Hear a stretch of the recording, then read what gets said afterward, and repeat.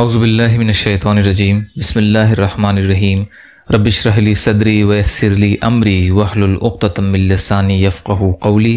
بکر موتی تیسرا حصہ۔ اسماء حسنہ کے معنی اور خواص یعنی خاصیتیں۔ القہارو کے معنی اور اس کے خواص۔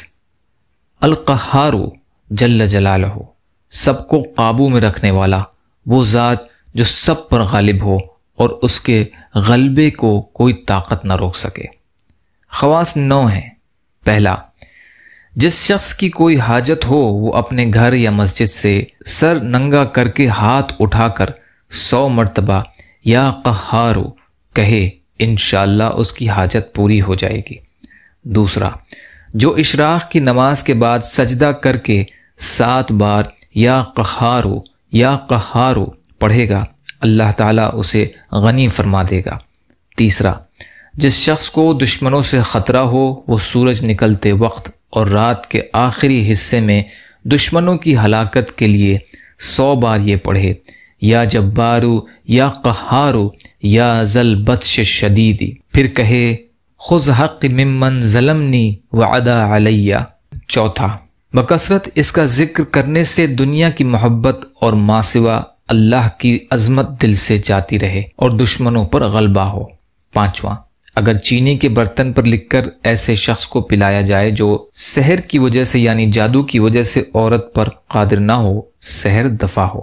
چھٹا، جو شخص دنیا کی محبت میں گرفتار ہو وہ کثرت سے اس اسم کو پڑھے، انشاءاللہ دنیا کی محبت جاتی رہے گی اور اللہ تعالیٰ کی محبت پیدا ہو جائے گی اور اس کا خاتمہ بالخیر ہوگا۔ ساتواں، جو کوئی کسی ظالم سے ڈرتا ہو وہ اس اسم کو فرض نماز کے بعد 306 بار پڑھا کرے، اللہ تعالیٰ اسے امن اور امان میں رکھے گا اور دشمن پر غالب ہوگا، حاکم مہربان ہوگا اور خوف دل سے جاتا رہے گا۔ آٹھواں، جو کسی مشکل کے واسطے اس کو 100 بار پڑھے تو مشکل حل ہو۔ نواں، دشمن کو مغلوب کرنے کے لیے فرض اور سنت کے درمیان 100 بار اس اسم کا پڑھنا بہت مفید ہے۔ یا اللہ ہم سب کو کہنے سننے سے زیادہ عمل کی توفیق عطا فرما۔ یا اللہ مظلوم فلسطینیوں کی، کشمیریوں کی، روہنگیا مسلمانوں کی اور مسلمان جہاں بھی پریشان حال ہیں، ظالموں کے ظلم کا شکار ہیں، آپ ان کی بھرپور مدد فرمائیے۔ ہم سب کو اپنی استطاعت کے بقدر اپنا حق ادا کرنے والا بنائیے۔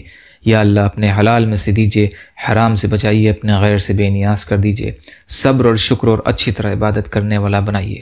یا اللہ جو مانگا وہ بھی عطا کر دیجیے، جو مانگنے سے رہ گئے وہ بھی عطا فرمائیے۔ اللہم لا تسلط علینا من لا یرحمنا ولا یخافک فینا، اللہم اجرنی فی مصیبتی واخلف لی خیرا منہا، ربنا تقبل منا انک انت السمیع العلیم برحمتک یا ارحم الراحمین، لا الہ الا اللہ محمد رسول اللہ۔